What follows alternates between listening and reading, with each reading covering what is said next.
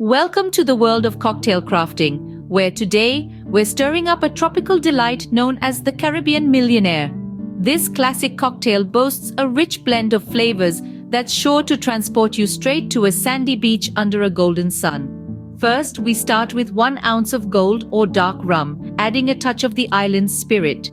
Next, we pour in 1 ounce of crème de banane, infusing a sweet, fruity essence. Then, half an ounce of apricot brandy is added, giving our cocktail a subtle, tangy twist.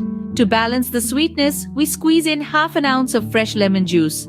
A dash of sloe gin is the final touch, adding a mysterious depth to our concoction. Shaken vigorously with ice, the ingredients blend to create a mesmerizing dance of flavors. Strained into an ice-filled Collins glass, our Caribbean Millionaire is ready to serve.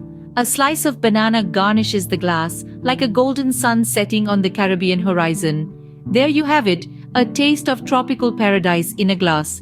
The Caribbean Millionaire, a cocktail that's as rich in flavor as it sounds. Until next time, cheers to great drinks and even better company.